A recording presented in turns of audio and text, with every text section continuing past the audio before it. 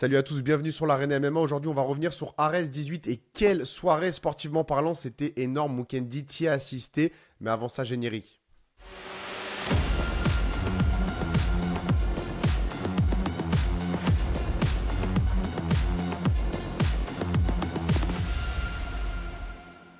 Alors, Ares 18, le main event, Axel Sola contre Turpal Yunusov. On va commencer par là.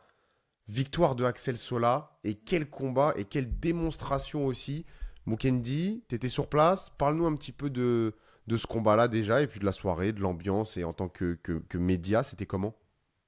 Bah écoute, une belle soirée. J'ai eu la chance d'y assister et d'assister aussi à la conférence de presse d'avant combat, même à la pesée, de sentir toute la tension qu'il y avait autour de ce combat-là. C'est un combat qu'on attendait. Pour rappel, Turpal Yunusov, c'est un combattant qui combat en temps normal en featherweight, donc en 66 kilos. Et Axel Sola, c'est un habitué du lightweight, donc du 70 kilos. C'était un combat très attendu puisqu'on connaît la lutte de Tourpal. Et puis il a répondu présent sur ce combat. Un très beau combat. Je pense que peut-être c'était l'un des combats de l'année de Ares, je suppose, du moins.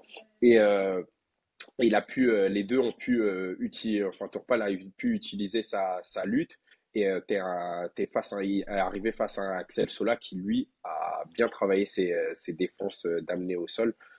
Franchement c'était une soirée incroyable et on a pu voir que Axel aussi a réussi à l'amener au sol aussi. Une performance exceptionnelle qu'ils ont fait des deux côtés. Axel super complet, il a même pris le dessus en lutte à plusieurs reprises si je me trompe pas. Et puis debout, il déroulait. D'ailleurs, attitude très spéciale de Turpal Yunusov qui à un moment avait juste les bras baissés. Et notamment dans la séquence où il se prend le TKO, il a les bras baissés, il se laisse frapper. C'est un petit peu dommage, je trouve, cette attitude dans la cage. T'en penses quoi? Je pense que c'était l'effet provocateur. Il était dans l'ambiance, il y avait le public. On dirait que le public était bien de son côté, tous pour lui. Et je pense qu'il provoquait un peu. Il y avait le petit jeu très taquin, c'est quelqu'un de taquin, mais rien de mal à cela. Après, c'est quand même très très dangereux ce qu'il a fait. Même bon, on a pu le voir que C'est ça? ça lui a coûté aussi son combat. Trop prendre des coups à la tête quand même, c'est dangereux. Mais quand même, il fait le show. Tu vois, il fait le show, ça Ouais, reste ouais. un sport de show et le public aime ça, aime cette soirée-là. Mais faire le show en se laissant frapper, moi je trouve pas que ce soit à long terme une stratégie qui est payante, surtout face à des mecs comme Axel Sola qui ont un très bon Mm. stand-up, une très bonne boxe notamment. Donc un petit peu dommage, je trouve, mais bon, c'est bien pour le show. Mais sportivement parlant, je trouve que ça a pas énormément d'intérêt. En tout cas, grosse victoire de Axel Sola. À la fin, qu'est-ce qui s'est passé? Ça a un peu dégénéré.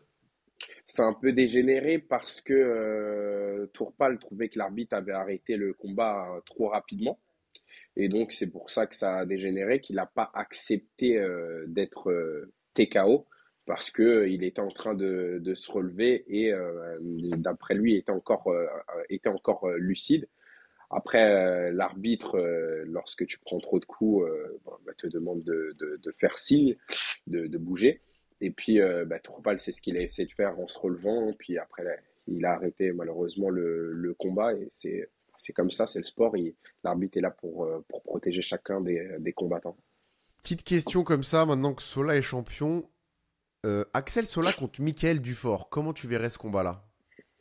Un combat super intéressant. Moi, j'étais en train de penser à Axel Sola contre bon, Damien Lapillus. Il connaît des périodes difficiles en ce moment, mais j'étais en train de penser à ce combat-là. Mais contre Michael Dufort, ça serait un Ouais, non, combat Damien l'a plus très. juste Ouais, suspendu trop longtemps. Je pense que ça sert à rien d'y penser. Pensons à des choses plus probables. Donc vas-y, ouais, ça Sola serait contre contre Dufort. Mick. Auparavant, c'est vrai que je t'aurais dit que je voyais bien Michael Dufort bien le lutter, mais j'ai vu que Axel, même contre la cage, il est difficile à lutter. Il est difficile à lutter. Il sait où amener le combat pour pouvoir se défendre. Mais ça ferait un bon combat. Ça serait une belle opposition qu'on aimerait bien voir. Bon, après, Michael Dufort, c'est un vrai lightweight qui est lourd. Donc c'est sûr que ce serait pas le pareil que Turpal Yunusov. Mais c'est vraiment un combat, moi, que j'aimerais voir. Mais qui reste fantaisiste, à moins que Michael Dufort fasse un petit tour en France. Donc dites-nous en commentaire si vous aimeriez voir ça. Axel Sola contre Michael Dufort à Arès. Moi, je mettrais une petite pièce sur Michael Dufort. Et toi? Une grosse même. Franchement, je sais pas. Je sais pas, parce que Ah, ça y est, t'es en France. Non, c'est pas ça, c'est que c'est compliqué. C'est que c'est en fait Axel, il m'a surpris par sa prestation vraiment. Ouais, Il très m'a fort, vraiment très ouais, fort. il m'a vraiment surpris. Ouais. Je voyais vraiment Tourpal le dominer, mais j'ai vu qu'Axel il sait quand même s'adapter. Je pense que ça sera un combat quand même bien serré, mais après Michael Dufort aussi. Le problème, c'est que à chaque fois qu'on pense que ça va être compliqué, c'est un Boum, deux gars minutes. qui sait finir assez rapidement ses C'est ça. adversaires. Il est très très dangereux aussi. Il est gros aussi. Axel a l'avantage d'être plus grand, plus grand, donc de pouvoir striker un peu plus, d'être un peu plus à distance aussi. Franchement, ça serait une très belle opposition.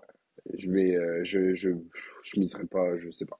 C'est bon, tu veux pas te mouiller. On retient, on Ouais, note. On en parlera au protagoniste. ouais. Virgilogène contre Shigemoto.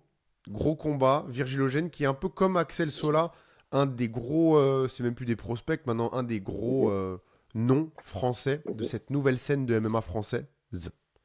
Qu'est-ce que tu as mhm. pensé de la prestation de Virgilogène Mais écoute, il a commencé, il a bien qui a commencé gagné, avec qui a gagné. une domination au sol qui a duré au premier round, puis après au deuxième round aussi, je trouve il s'est imposé. Le troisième round, c'était une belle bataille entre les deux, très beau combat.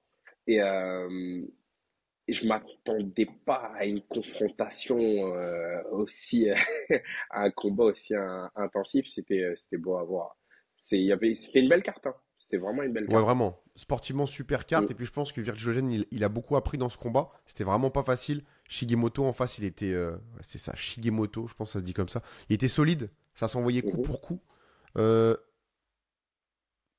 Très belle performance de Virgilogène. Est-ce qu'on a vu certaines limites quand même hier de Virgile? De Virgile. Bah, par rapport à l'adversaire. Peut-être par rapport à l'adversaire. Tu as vu une limite dans quoi, toi? Plutôt dans quoi? Dans quel domaine? Il s'est pris beaucoup de coups. Il s'est pris beaucoup de coups. Il était beaucoup dans la bagarre. Ouais, il a eu un. Bon, déjà, il a montré aussi qu'il avait un bon montant, qu'il avait du cœur aussi. Ça, Oui. faut le mettre aussi en avant. Après, faut pas oublier que c'est un combattant aussi qui était beaucoup plus expérimenté que lui, qui a fait les Dana White Contender par le passé. Et pour moi, battre un combattant aussi expérimenté, c'est quand même fort quand même ce qu'il a fait. Ouais. En tout cas, maintenant, il est Et je sur sa. pense qu'il a bien pris en expérience à travers ce combat. C'est clair, c'est clair. C'était son plus gros test clairement en carrière. Donc là, il monte à 6 victoires consécutives. Je pense que la suite va être pas mal là, pour Virgilogène. Il y a des bons spectacles qui nous attendent dans sa catégorie. J'ai hâte de voir la suite. Ah, À ça va être 104. terrible. Ouais, donc Ça va 185 être livres en kilos, ça fait c'est 185, c'est qu'à 84. moins de 84 kilos. Oui, Ouais. parfait. Ça va être terrible. Là, il se passe, là, ça bouge là en ce moment. Ça bouge. Là, quand j'ai vu, je suis totalement hypé quand j'ai vu la prestation de Sola hier et de Yunusov. J'ai hâte de voir la suite de ce qu'il va nous proposer en featherweight, Yunusov. Ah bah ouais, Et Axel Sola, qui reste en lightweight et ouais. est-ce qu'il va pouvoir préserver sa ceinture contre qui aussi? Contre qui? Franchement, c'est très hypant. Ce qui se passe là en ce moment, des gros D'ailleurs, combats. ça, c'était les catégories de. Bah, c'était la catégorie, parce que pas featherweight, mais lightweight, c'était la catégorie à l'époque de monsieur Abdullah Bouragimov, Ouais.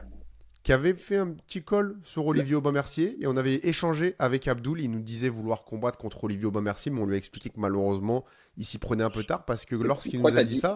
pourquoi tu as dit CT? J'ai pas compris en fait. Puisque son ancienne catégorie Non, mais c'était lui le champion, en fait. C'était lui le champion. Ah, C'était d'accord. sa Ok. catégorie, on va dire, à Ok. Arès. C'était la Ok. sienne, c'était lui le champion. Mais maintenant, il a quitté Arès, il est au PFL. Et donc, quand Parce que Aubin, Abdul, il était champion en welterweight. lightweight. Non, welterweight et middleweight. C'était pas lightweight et welterweight? Non, il a combattu en moins de 84 kilos et en moins de 77 kilos. Je Je me peux suis donc vérifier. fourvoyé. Mais Parce que et là, il est après, en. là, il descend. Le combat qu'il a fait qui était difficile, c'est quand il a combattu en moins de 84 kilos. Et je Contre crois le qu'il a fait Polonais. ce combat-là après avoir pris, je sais pas si c'est avant ou après, avoir pris, ben, je crois il avait combattu en France en jiu-jitsu. Il avait fait une compétition et il l'avait fait en moins de 98 kilos, un truc comme ça. Il avait Et perdu en donc, finale ouais, contre Reda. une Euh, machine. ouais. Et donc là, je crois que c'était Abdul, il était champion ouais, welterweight et Ah, middleweight. moi j'étais Mais là, sûr il qu'il était descend en au lightweight. PFL, il descend en lightweight. Ok, donc c'est seulement au PFL là qu'il va être en lightweight. Ouais, il va être en lightweight au PFL. Eh ben ouais, parce que contre Karl Amoussou, c'était pas en lightweight. Mm. Et encore moins Ouais, contre. Carla Moussou, c'est un welterweight. C'est ça. Ok, 77 parfait, kilos. parfait. Bon bah petit, tout ça pour t'amener où? Sur le fait que Abdul a call out d'une certaine manière peu recommandable Olivier Aubin-Mercier. Qui gagnerait Ouais. selon toi, même si ça n'arrivera jamais vu qu'Olivier Aubin a raccroché les gants? Olivier Aubin, il a raccroché en plus de ça. Mais Olivier, qui... Donne-nous il ton est, pronostic là, mouille-toi un petit peu s'il te plaît. il est solide. T'aimes trop ça. Il est solide. En fait, ça dépend dans quel Et Olivier, je voilà, le vois et au-dessus quand même en voilà. striking. Olivier, pour Ouais. moi, il est au-dessus en striking. Et en cage control aussi. Je trouve qu'il est au-dessus. Mais si ça va au sol, je pense que après Olivier aussi, même au sol, en fait, Olivier, c'est pas Moi, quelqu'un qu'on soumet, c'est ça honnêtement, le problème, tu vois. tu ne peux pas Mais soumettre Olivier ouais, Aubin, c'est dur de le soumettre. sauf si Après, tu c'est le vrai que cognes avant. Lazy King, c'est une machine, faut te dire la vérité, c'est une machine de guerre au sol. Mais Olivier au sol, après Olivier, de son expérience aussi, il a combattu même comment ça s'appelle, des Gilbert Burns Mais aussi, c'est qu'il a pas ça, soumis. c'est ça. Est-ce que Gilbert Franchement, Burns je c'est vois, moins fort que Abdul au sol? non, en toute sincérité, je vois un combat là, qui arrive à la décision. Moi, j'aurais vu un combat qui arrive à la décision. Et là, actuellement, au niveau dans lequel est Olivier Aubin et au niveau dans lequel est Lazy Abd- King, j'aurais dit ouais que Olivier Aubin quand même passerait. Ouais. Moi je pense qu'il le finirait debout. Il a pris des tempêtes, Olivier, hein, et il se montrait toujours solide. Donc, ouais, Je pense vraiment que debout, il y a une grosse différence en termes de striking. Et je pense que Lazy King n'arriverait juste pas à amener Olivier Aubin au sol. Il ne finaliserait pas ses takedowns, il ne l'amènerait pas au sol. Et si ça reste debout, Olivier aurait totalement l'avantage. Donc moi, je verrais même une finition d'Olivier Aubin-Mercier sur Lazy King. c'est un bœuf aussi, Ouais, Olivier. vraiment. Mais bon, ça n'arrivera pas. Parlons rapidement, pour terminer, de Abouev contre Guillon. Hugo Guillon. Donc on avait interviewé les deux au préalable. Belle victoire de Hugo Guillon qui a su être, qui avait Johnny Frachet dans son coin, grosse dédicace aux deux. Johnny Frachet qui nous a accueillis à l'US Métro, franchement très gentil, super accueil. Et on le voyait à un moment d'ailleurs dans le coin, il était un peu fou Johnny parce que Hugo faisait pas ce que Johnny lui disait de faire, mais à la fin finalement ça a payé très belle victoire de Hugo Guillon. Est-ce qu'il touche bizarre en fait la finalisation de Hugo Guillon au troisième round. Il met un kick, un gros kick, middle kick. Est-ce qu'il touche aux parties sensibles? Je sais pas. J'ai pas les replays, on voyait pas grand chose au niveau des replays. À ce moment-là où Hugo il touche, ben, du coup Abouev il se retourne en disant qu'il a mal aux parties. L'arbitre dit de continuer, donc tout logiquement, Hugo Guillon continue avec un gros low kick. Et il a totalement raison de faire ça, hein. C'est l'arbitre qui Bah, décide c'est où le l'arbitre qui combat va. décide. Mhm. Si l'arbitre il dit tape, tu tapes. Si l'arbitre il dit de pas taper, tu tapes pas. Toi, t'es pas là pour Lui, il respecte réfléchir. juste les règles. Exactement. Et ensuite, donc, gros low kick, Abouev tombe et Hugo Guillon le finit en grand end pound. Mhm. Non, le met du grand end pound et l'étrangle et l'endort. Naked Ouais. choke, ouais. Donc, voilà, grosse C'est victoire ça, d'Hugo Guillon. ouais, c'est sûr que c'est discutable, même du côté d'Abouev, ça va faire parler. Mais comme tu as dit précédemment, en fait, c'est l'arbitre qui décide. Maintenant, Hugo Guillon, lui, il a fait que suivre les règles Absolument. et puis il a su finaliser ce combat et avec la performance qu'il fallait. Donc, bah, tant mieux pour lui et on est content pour lui. C'est bien, c'est une bonne Il est, nouvelle. Au niveau des deux premiers rounds, j'ai trouvé vraiment, je sais pas, on dirait qu'il était pas dedans. à part les Ouais, low j'ai kicks. trouvé qu'aussi là qu'il avait pris beaucoup de temps à démarrer. Et je pense que c'est peut-être pour ça que son coach était très remonté. Hmm. Mais ouais, ouais, il a pris du temps à démarrer quand même, hein. Il a On pris entend, vraiment du temps à démarrer. J'avais l'impression de pas forcément le reconnaître par rapport aux prestations qu'il a exactement. déjà fait dans le. On, on entendait Johnny Frachet lui dire là, c'est dans ta tête, là. Là, c'est Mhm, mental, c'est dans ta tête. Donc, en mhm, gros, les conseils techniques ne servaient plus à rien à ce moment-là. Il fallait juste que Hugo se reprenne selon ce que j'ai compris. Mais mhm. grosse domination dans les 2 premiers rounds de Abouev et belle finalisation. On verra si ça fait débat, si ça fait polémique par la suite. J'ai pas encore écouté la conférence de presse d'après-combat de Fernand Lopez. Et pour rappel, Hugo Guillon qui avait déjà combattu au Samouraï MMA, comme Exactement. tu l'as mentionné Ouais. dans le vlog qui est sorti. Et voilà, c'est important de le Ouais. savoir pour le Allez public. regarder si vous n'avez pas regardé notre vlog à l'US Métro, c'était très sympa. On a pu croiser des gros combattants, dont le champion du monde amateur Bantamweight, Swilareski, très très fort. Il Mais avait pas combattu seulement. contre Mathieu Langlais Ouais, au Hugo Samouraï Guillon, MMA. absolument, absolument. C'est ça. Donc voilà, l'ambiance c'était comment? Bah écoute, ça va au niveau de l'ambiance, surtout après, tu as quelques noms qui Et ramènent quand même beaucoup de gens, comme il y avait du monde? les frères Younousov, ils ramènent quand même beaucoup de personnes. Ouais, Je pensais qu'il y aurait quand même plus de monde, mais il y en a eu moins que prévu. Après, peut-être pas à l'approche des fêtes de ouais, Noël, des fêtes de fin d'année, c'est quand même dur bah oui, de faire une carte à cette période-là, je sais pas. Mais en tout cas, ouais, super, il y avait ouais, les frères Younousov, ils ramènent toujours du monde, une belle ambiance, tout ça. Donc, tu as quand même des gens qui ont des beaux supporters. super. Bon bah voilà pour ce qui est du RS 18. Rendez-vous au RS 19. Et en attendant, il y a plein d'événements qu'on va débriefer. À l'heure où on parle ce soir, c'est Edwards contre Colby Covington. Petit pronostic rapide, Mukendi. Edward. Parfait.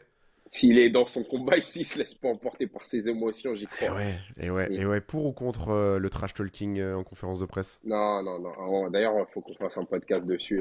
Là, Ouais, je trouve que faut des limites quand même au trash talking et je trouve que ça commence à aller trop loin à parler des femmes, des gens qui sont décédés, on en tout ça. parlera. Je trouve qu'au bout d'un moment, il faut que ça soit régi et limité quand même.